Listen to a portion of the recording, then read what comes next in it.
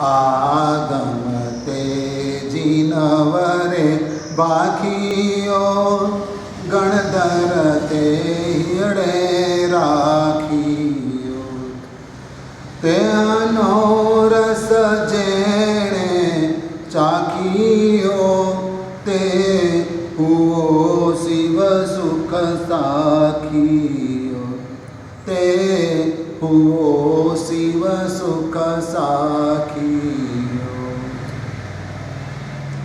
11 अंग, 12 उपांग और 10 पयन्ना। 10 पयन्ना सूत्रों के अंदर यह पयन्ना सूत्र इस श्रेणी में अंतिम पयन्ना सूत्र है और इस आगम ग्रंथ का नाम है श्री चंदा विजय पयन्ना।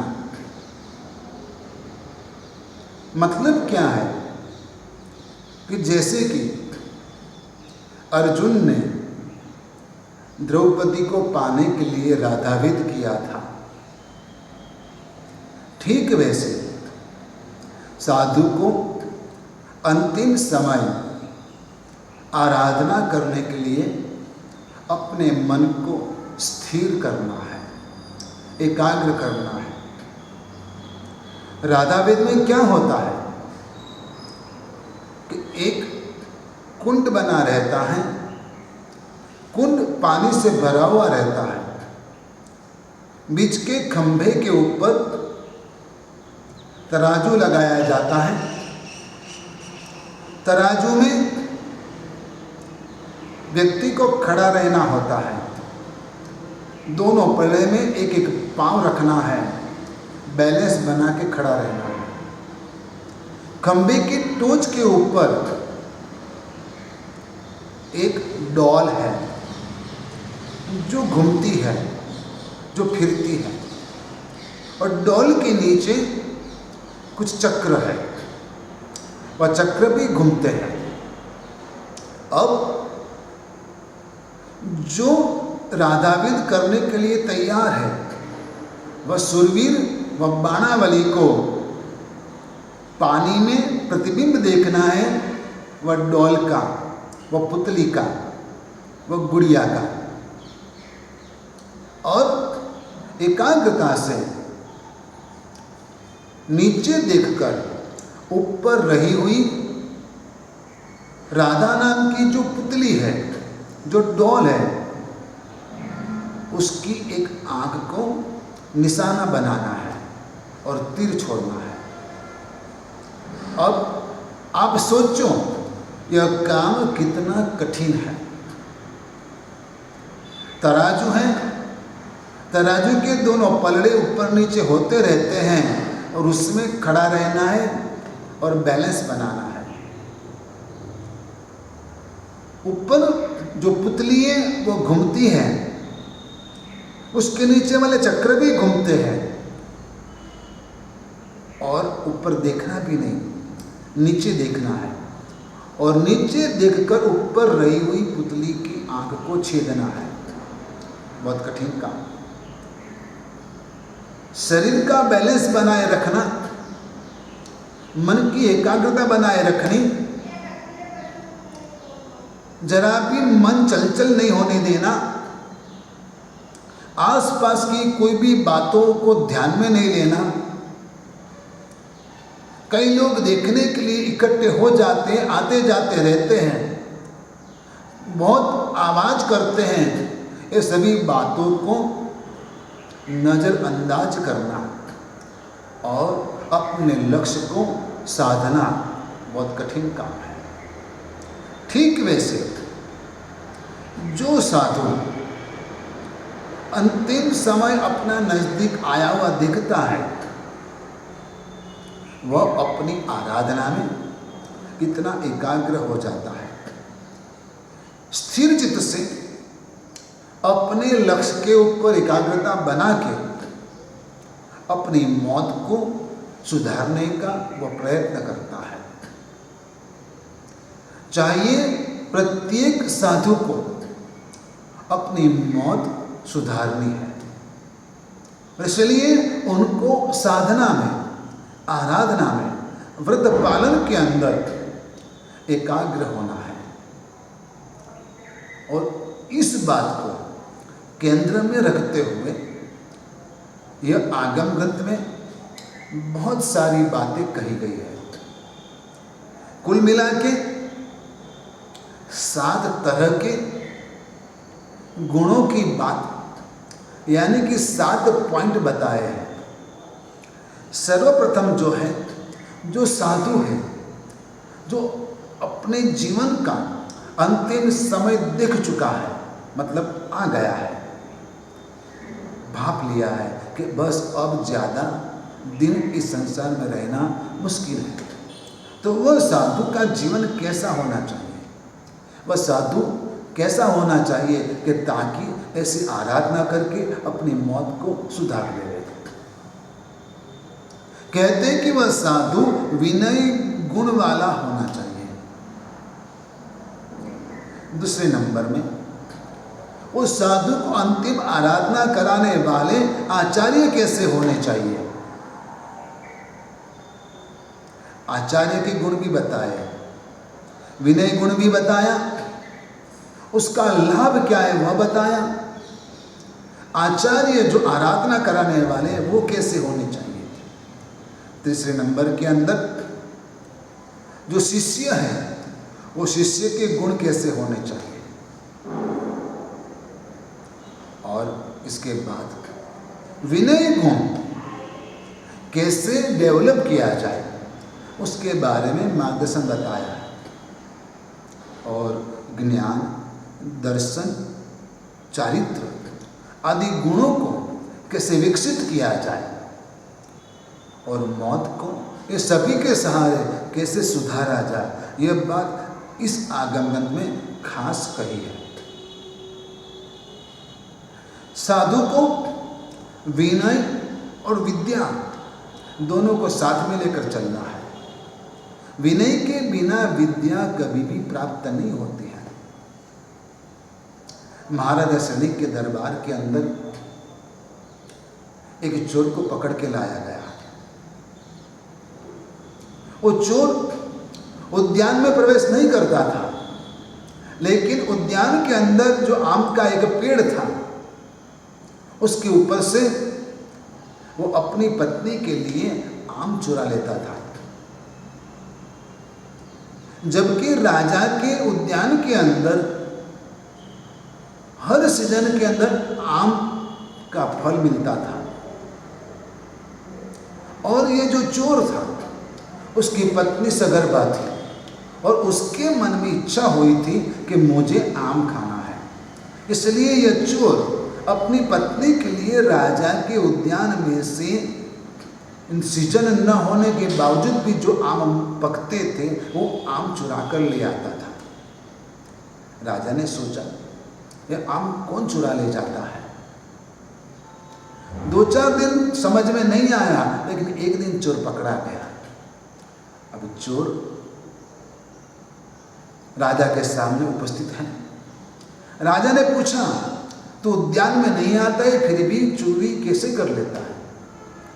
तब वो चोर ने कहा मेरे पास धनुर्विद्या है और ऐसे तीर में चलाता हूं कि एक के बाद एक तीर छोड़ के एक के पीछे एक तीर लग जाता है और आम का जो फल है वो मैं मेरे हाथ में यूं ही ले लेता हूं।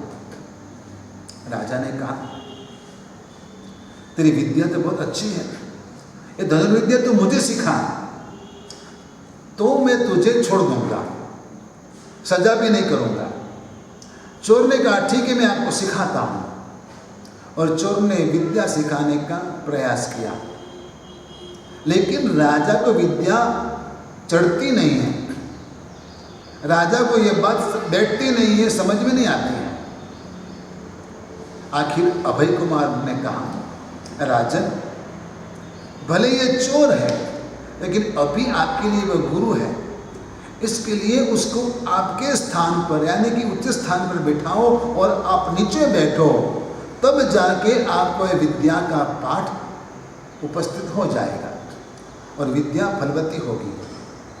जब श्रेणिक राजा ने ऐसा किया कि चोर को गुरु के स्थान के ऊपर बिठाया, उनके पास से विद्या ली, खुद नीचे बैठे और तब जाके श्रेणिक राजा को विद्या सिद्ध हुई। बात यह है कि विद्या विनय से प्राप्त होती है और इसलिए जिसको भी अभ्यास करना है, अध्ययन करना है, उसके जीवन के अंदर गुरुओं के प्रति विनय होना अति आवश्यक है। और जो पाठ करते हैं, जो विद्या पढ़ते हैं, जो पढ़ाई करते हैं, उसको बार बार रिपीट करना चाहिए, 2 बार 4 बार रटना चाहिए। और जब ऐसा किया जाएगा तब जाके वह विद्या उसके दिमाग में बराबर बैठेगी। और इस कार्य में बिल्कुल भी प्रमाद नहीं करना चाहिए। विनय पूर्वक जिसने विद्या सीखी है और गुरु ने खुशी से उसको विद्या दी है,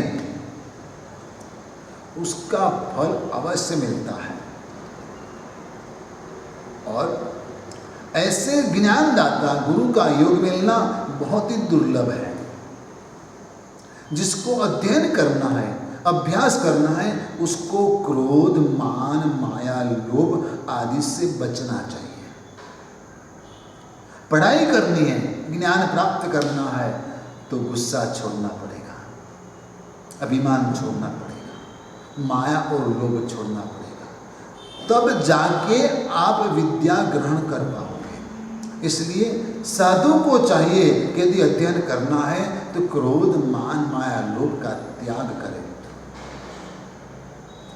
ज्ञानी पुरुष यदि कोई भी है, वह गृहस्थ है या साधु है, लेकिन उसका विनय करना अति जरूरी है। यहाँ पर कहते हैं कि अविनय कभी भी जीवन में मान सम्मान प्राप्त नहीं कर पाता है। जो अविनयी है उसको समाज के अंदर मान सम्मान नहीं मिलता है। इसलिए आपको जीवन के अंदर विनय गुण का विकास करना जरूरी है। दूसरे नंबर में कहते हैं कि आचार्य कैसे होने चाहिए? जो आपको समाधि दे रहे हैं, जो आपको ज्ञान दे रहे हैं, जो आपको मार्गदर्शन दे रहे हैं, जो आपको उपदेश दे रहे हैं, वह आचार्य कैसे होने चाहिए? आचार्य महाराज कैसे होने चाहिए? वैसे तो आचार्य पद के लिए कहा है 36 गुण गुरु मज्जा। हमारे गुरु 36 गुणों से युक्त होते हैं।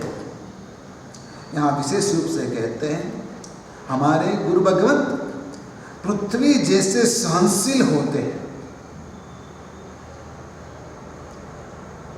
हमारे गुरु भगवंत मेरु जैसे निष्कप होते हैं, धर्म में निश्चल होते हैं। चंद्र जैसे सौम्य शांत स्वभाव वाले होते हैं। और शिष्य ने यदि कुछ गलती की है तो उसकी बात, उसके दोष किसी के सामने खोलते नहीं है। आलोचना का हेतु, उसका कारण और उसकी विधि जानने वाले आचार्य भगवंत होते हैं। आचार्य भगवंत गंभीर गुण वाले होते हैं। देश, काल और भाव को उचित रूप से समझने वाले होते हैं कि वर्तमान में देश, काल और भाव कैसा चल रहा है, उसके अनुसार मार्गदर्शन देने वाले होते हैं। जल्दबाजी नहीं करते, कंफ्यूज्ड माइंडेड नहीं होते। शिष्य को संयम और स्वाध्याय में प्रेरणा करते हैं। आगम ग्रंथों के ज्ञाता होते हैं और अन्य दर्शन शास्त्रों के भी ज्ञाता होते हैं। संसार और मोक्ष का जो स्वरूप है वो वास्तविक रूप से सबके सामने प्रकट करने वाले, बताने वाले होते हैं। ऐसे आचार्य भगवंत होते हैं। आचार्य ऐसे होने चाहिए। दोनों एंगल से समझिएगा। आचार्य भगवंत ऐसे होते हैं। और आचार्य भगवान ऐसे होने चाहिए। आचार्य पद के ऊपर विराजमान व्यक्ति जो हैं उसमें यह गुण होना अति आवश्यक है। ऐसे आचार्य भगवंतों की भक्ति, उनके प्रति राग, उनके प्रति बहुमान, उनके प्रति विनय रखकर करने से लोक के अंदर यश की प्राप्ति होती है, कीर्ति की प्राप्ति होती है और परलोक में देवगति की प्राप्ति होती है और धर्म में श्रद्धा बढ़ती है, बुद्धि की प्राप्ति होती है। इसलिए ऐसे आचार्य भगवंतों के प्रति विनय रखना चाहिए। आप आगम ग्रंथों को समझे। कहना है एक ही बात, अलग अलग एंगल से कहना है और वर्तमान स्थिति में इस बात को बराबर गौर से देखना है कि आचार्य भगवान कैसे होने चाहिए। तीसरे नंबर के अंदर शिष्य के गुण कैसे होने चाहिए, शिष्य कैसा होना चाहिए। तो कहते हैं शिष्य नम्र होना चाहिए, विनीत होना चाहिए, अभिमानी नहीं होना चाहिए। आचार्य भगवंत की जो भी अनुकूलता है उसको संभलने वाला होना चाहिए, उसको देखने वाला होना चाहिए। कुछ मिलता है, कुछ नहीं भी मिलता है, लाभ होता है, लाभ नहीं भी होता है, यह सभी स्थिति में वह स्थित प्रज्ञ रहना चाहिए। विनय की विधि को समझने वाला होना चाहिए, आत्महित की रुचि वाला होना चाहिए। शिष्य रसगारव, रिद्धिगारव, सातागारव रहित होना चाहिए और शिष्य सभी तरह की वैयावच में उद्यत होना चाहिए। वाचना, स्वाध्याय आदि में विशेष प्रयत्न करने वाला होना चाहिए। ऐसे शिष्यों की ज्ञानी पुरुष प्रशंसा करते हैं। यदि कोई ज्ञानी है लेकिन विनय नहीं है तो वैसे अभिमान वाले शिष्यों की प्रशंसा गुरु कभी नहीं करते। इसलिए शिष्य चाहिए विनयी हो, क्योंकि विनय ही मोक्ष का द्वार है। आगे एक आगम ग्रंथ आएगा, उसके अंदर सर्वप्रथम अध्ययन विनय अध्ययन है। लेकिन आज इस आगम ग्रंथ में भी यह बात कही है, विद्या विनयेन शोभते। विद्या की शोभा विनय से है, विद्या की शोभा विनय से है। और इसलिए यदि बहुत पढ़ा हुआ है शिष्य लेकिन अविनयी है और उसको श्रद्धा नहीं है तो वैसे शिष्य की यहाँ पर कोई कीमत नहीं है। विनय ही धर्म की परंपरा है, विनय ही गुण का भंडार है। विनय से ही बाकी के सभी गुण जीवन में आते हैं और इसलिए विनयी होना अति आवश्यक है। विनय कब आता है कि जब ज्ञान जो पढ़ा है वह जीवन में उतर जाता है। ज्ञान और क्रिया के साथ संसार से पार उतरना संभव है। अकेले ज्ञान से, अकेली क्रिया से कोई भी इस संसार से पार नहीं उतर पाया। ज्ञान क्रियाभ्याम मोक्ष, ज्ञान और क्रिया के साथ ही मोक्ष की प्राप्ति होती है। एक रथ के दो चक्के हैं और दो चक्के के आधार पर ही रथ टिकता है और रथ चलता है। ठीक वैसे संयम जीवन, साधु जीवन, धर्म जीवन, धर्म आराधना ज्ञान और क्रिया को साथ में लेकर चलती है। कोई कहेगा नहीं मैं सिर्फ ज्ञान से मोक्ष प्राप्ति कर लूँगा, संभव नहीं है। कोई कहेगा सिर्फ क्रिया से मैं मोक्ष की प्राप्ति कर लूँगा, वह भी संभव नहीं है, क्योंकि दोनों एक दूसरे के पूरक हैं। दोनों एक दूसरे के आधार पर टिके हुए हैं, दोनों ही एक सिक्के की दो बाजू हैं, दोनों एक दूसरे के अंग हैं, इसलिए दोनों को साथ में लेकर चलना है। ज्ञान और क्रिया से चरित्र की विशुद्धि होती है, ज्ञान से प्रकाश की प्राप्ति होती है, तप से शुद्धि होती है और संयम की रक्षा होती है। इसलिए ज्ञान बहुत ही जरूरी है और इतनी क्रिया भी जरूरी है। गीतार्थ पुरुष, ज्ञानी पुरुष के मुख से चंदन जैसे शीतल वाणी से जो तत्व ज्ञान का पान करता है वह आत्मा इस संसार से पार उतर जाता है। जैसे धागे में पिरोई हुई सुई कचरे में गिर जाती है तो प्राप्त होने की संभावना है, वापस मिलने की संभावना है। ठीक वैसे इस संसार में कोई आत्मा आगम ग्रंथों के ज्ञान के साथ कहीं फंसी है तो वह वहीं से ऊपर उठने की संभावना रखती है, वो मुक्ति तक पहुंच पाती है। इसलिए आगम ग्रंथों का ज्ञान बहुत ही आवश्यक है। आगम ते जिनवरे भाखियो, गणतर ते हिरणे राखियो, इस ज्ञान की बात स्वयं तीर्थंकर परमात्मा भगवान महावीर ने कही है और इस वाणी को गणधर भगवंतों ने सूत्र का रूप देकर सुरक्षित की है।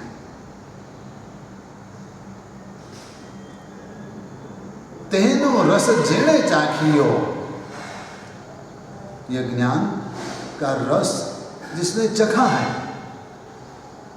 ज्ञानामृतम भोजना, ज्ञान रूपी अमृत का पान जिसने किया है, तेनो रस जेणे चाखियो ते हुओ शिव सुख साखी, वह आत्मा मोक्ष तक पहुंच पाती है। ज्ञानी से ज्ञानी मिले, करे ज्ञान की बात, गद्दे से गद्दा मिले, करे लातम बात। आपके जीवन के महत्वपूर्ण समय के अंदर आपको ज्ञानार्जन करना चाहिए। आपको आदत होनी चाहिए कि रोज 1-2 पेज धार्मिक पुस्तक के पढ़ने की आदत रखो। यदि आपको स्मरण में नहीं रहता है, याद नहीं रहता है तो फिक्र मत करो, लेकिन पढ़ने की आदत रखो। यदि आप पढ़ने की आदत रखेंगे तो कुछ न कुछ तो आपके दिमाग में बैठेगा। लेकिन आप पुरुषार्थ ही नहीं करोगे, परिश्रम नहीं करोगे तो आपको कुछ नहीं मिलेगा। जब हम अध्ययन करते थे तब कभी कभार हम परेशान हो जाते थे, क्या दिन भर पढ़ाई कर करना, कितनी पढ़ाई करना। और इस बात का जिक्र हम गुरु महाराज से करते थे। तब गुरु महाराज कहते थे, जो भी हो, कुछ भी हो, लेकिन किताब में मुंह डालकर बैठे रहो, भले मत पढ़ो लेकिन किताब में मुंह डालकर बैठे रहो। हाँ, हमने ऐसा किया। कभी कंटाला आया, हैरान हो गए, पढ़ने का मन ही होता था, तब गुरु महाराज जैसे कहते कि मुंह डालकर बैठे रहो, किताब में मुंह डालकर बैठे रहो, हम बैठे रहते थे। लेकिन होता था ऐसा कि जब मुंह डालकर बैठना ही है तो आखिर करें क्या, तो पढ़ना तो ही सही। 1 लाइन, 2 लाइन, 4 लाइन कुछ तो पढ़ना है और पढ़ोगे ही, पढ़ना ही पड़ता था। और वैसे कर कर करके कुछ प्राप्ति हुई। ठीक वैसे आपको भी अनुभव होना संभव है, क्योंकि ऐसी बातों में सभी को रुचि नहीं होती है। रुचि पैदा करनी पड़ती है और रुचि पैदा करने के लिए आपको प्रयास करना होगा। किताब लेकर बैठना होगा, किताब के पन्ने पलटना होगा और जो भी पन्ना खोले उसमें से एक सेंटेंस भी पढ़ लो, एक पैराग्राफ भी पढ़ लो, 2 पैराग्राफ भी पढ़ लो। और इतना भी पढ़ोगे तो आपको इंटरेस्ट पैदा होगा, रुचि पैदा होगी और रुचि पैदा होगी तो कभी कभार पूरा ग्रंथ पढ़ लोगे। वैसे वैसे ग्रंथ हमारे धर्म के अंदर है। सम्रादित्य महाकथा चरित्र, पार्श्वनाथ चरित्र, नेमिनाथ चरित्र, शांतिनाथ चरित्र, बहुत सारे ग्रंथ हैं। सुकृत सागर जो बेथड़ सामंतरी का जीवन चरित्र है, वैसे कई कथाएं हैं। ओमचर्यम, रामायण, महाभारत आदि भी जैन एंगल से लिखे गए महाग्रंथ भी है। शांत सुधारस, ऐसे कई ग्रंथ हैं कि जिसका आप कोई भी पेज पलटो, थोड़ा भी पढ़ो, उससे आपको ज्ञान की भूख जगेगी। चलो 1 पेज पढ़ लिया, कल 2 पढ़ेंगे और आगे क्या लिखा है, आगे क्या होता है, वह जानने की इंतजारी पैदा होगी। इसलिए आपके मन के अंदर ज्ञान की भूख पैदा होनी चाहिए। शिष्य के मन में ज्ञान की भूख गुरु पैदा करते हैं, उसके दिल के अंदर ज्ञान के प्रति रुचि पैदा करते हैं और वैसे गुरु को पाकर शिष्य अपने आप को धन्य मानता है। गुरु भी गुणवान चाहिए, शिष्य भी गुणवान चाहिए। जब दोनों का मेल होता है तब आत्मा का उत्थान होता है, तब आत्मा ऊपर उठती है, अवगुणों को छोड़ देती है, गुणों को प्राप्त करती है और अपने आप में गुणों का विकास करती है। विशुद्ध भाव से एकाग्रचित्त बन के जो आत्मा जिन वचन का पालन करती है, उसके जीवन के अंदर गुण समृद्धि बढ़ती है। जैसे एकलव्य राधा वेद करता है, ठीक वैसे साधु को एकाग्र होकर धर्म आराधना करनी है, धर्म क्रियाएं करनी है, धर्म अनुष्ठान करने हैं और अपने आप को आगे ले जाना है। संयम जीवन में अप्रमत्त रहना है, कसायों को तोड़ना है और परम सुख को प्राप्त करना है। सर्वप्रथम बात यह है कि यह मनुष्य जन्म मिलना भी दुर्लभ है। मनुष्य जन्म मिलने के बाद भी बुद्धि बीज यानी कि सम्यक्त्व की प्राप्ति होना भी दुर्लभ है। और यदि सम्यक्त्व की प्राप्ति हो भी जाए तो साधु जीवन की प्राप्ति होना अति दुर्लभ है।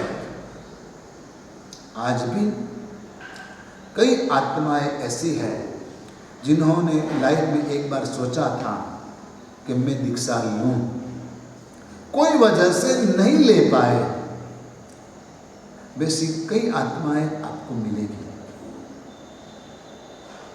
नहीं ले पाए। मतलब यह हुआ कि संयम जीवन की प्राप्ति बहुत ही दुर्लभ है। मनुष्य जन्म दुर्लभ है, श्रद्धा दुर्लभ है जिन शासन के प्रति, और संयम जीवन की प्राप्ति अति दुर्लभ है। ज्ञान होने के बाद भी, समझने के बाद भी चारित्र अति दुर्लभ है। इसलिए कहते हैं कि चारित्र की शुद्धि बार बार करनी चाहिए। साधु को चाहिए कि वह चारित्र की शुद्धि के लिए सतत उद्यमशील रहे। इस आगम ग्रंथ में कहते हैं कि जो साधु की बुद्धि 5 समिति और 3 गुप्त के पालन में बराबर प्रवर्तमान है, वह साधु का चरित्र निर्मल होता है। यानी कि 5 समिति और 3 गुप्ति अष्टप्रवचन माता के अंदर साधु का मन लगा रहना चाहिए। कोई भी जीव की विराधना न हो इरिया समिति के माध्यम से, भाषा समिति के माध्यम से किसी के मन को दुख न हो। इरिया समिति, भाषा ईसना समिति के आधार से निर्दोष गोचरी प्राप्त हो जाए और वैसी गोचरी मिले निर्दोष। आदान बंधुमत निक्षेपणा समिति यानी कि कोई भी उपकरण है उसको लेना है, रखना है, उसमें भी पूरा उपयोग जिससे कोई जीव की विराधना न हो, कोई डिस्टर्ब न हो। और पारिष्टा परिका समिति जिससे समूर्जिम जीवों की उत्पत्ति न होवे और जीव हिंसा न होवे। वैसे 5 समिति मन गुप्ति, वचन गुप्ति और काय गुप्ति। मन वचन काया को अपने आप के कंट्रोल में रखना, ये 3 गुप्ति, ये 5 और 3 को अष्टप्रवचन माता कहा गया है। साधु जो इस 5 समिति और 3 गुप्ति में अपना मन जोड़ के रखता है वह साधु का जीवन चरित्र से विशुद्ध होता है, उसका चरित्र जीवन विशुद्ध होता है, उसकी मन की भावनाएं निर्मल रहती है। और चंद्रवेद के जैसे ही मरण समय पे समाधि प्राप्त करने के लिए वह साधु अपने आप को मोक्ष मार्ग में जोड़ के ही रखता है। यदि वो कोई गलती कर बैठे, चंद्रा का वेद करने वाला, राधा वेद करने वाला यदि कोई गलती कर बैठे तो क्या होगा? पानी से भरे हुए हौज में गिर जाएगा और लोगों के सामने हंसी के पात्र होगा और उसका लक्ष्य सफल नहीं होगा। यदि कोई साधु विचलित होता है तो उसके भी यह हाल होते, संसार में डूब जाता है। इसलिए साधु कैसा होना चाहिए? तो अपने इंद्रियों को ज्ञान के द्वारा कंट्रोल में रखने वाला, संयम में रखने वाला, पंचेंद्रिय संवरण, 5 इंद्रियों को काबू में रखने वाला, अपने आप को ब्रह्मचर्य की 9 बाणों से सुरक्षित रखने वाला, 6 जीव निकायों का हितैषी, पृथ्वी काय, अप काय, देव काय, वायु काय, वनस्पति काय और त्रस काय के जीवों का हित चाहने वाला, यह लोग परलोक आदि के जो 7 भय उससे रहित, जिसने 8 मदों को जीत लिया है, जो क्षमादि 10 धर्म का पालन करने में उद्यत है, वैसे साधु अपने आप को मरण समय में भी स्थिर रखता है। जैसे कोई वैद्य है जो औषधियों का पूरा जानकार है, फिर भी जब उसका स्वास्थ्य बिगड़ता है तो दूसरे वैद्य को अपना दर्द बताता है और फिर उसके कहने के अनुसार वह अपना इलाज करता है, तब जाके वह स्वस्थ हो पाता है। ठीक वैसे साधु भले ही सभी बातों का जानकार हो, अभ्यासु हो, फिर भी अंतिम समय पर अपने आप की आत्मा की शुद्धि करने के लिए वह अपने गुरु महाराज के पास जो भी अपने दोष है वह दोष को प्रकट कर देता है। साधु को चाहिए कि अंतिम समय पर अपने जीवन के दोष गुरु भगवान के सामने वह प्रकट करें और अपने आत्मा की वह शुद्धि करें। इस रूप से मरण समय के अंदर वह विशुद्ध आराधना कर लेता है, मोह का विच्छेद करता है। ऐसे आत्मा को आराधक कहा है। आराधक बनने के लिए 7 गुण जो बताया है वह गुणों को ध्यान में रखना है और अपने आप में विकसित करना है। पयन्ना ग्रंथ और भी है। जितने तीर्थंकर परमात्मा के शिष्य उतने पयन्ना ग्रंथ होते हैं, लेकिन यहाँ पर 10 पयन्ना ग्रंथ को स्वीकृति दी गई है और इसीलिए 45 आगम ग्रंथों में 10 पैना ग्रंथों को लिया गया है और हमने इसका विवरण किया है। हमारे यहाँ 2 परंपरा है, कोई अलग पैना ग्रंथ को स्वीकृति देते हैं तो कोई अलग पैना ग्रंथ को स्वीकृति देते हैं। दूसरे इससे अधिक 22 पैना ग्रंथ भी उपलब्ध है, जिसका स्थान ये 45 आगम ग्रंथ के श्रेणी में स्वीकृत नहीं किया गया है, लेकिन फिर भी वह पैना ग्रंथ है। यदि मौका मिले तो आप उसका अध्ययन करना और अपनी आत्मा की शुद्धि के लिए प्रयास करना। बस आज इतना ही। धर्मलाभ आशीर्वाद।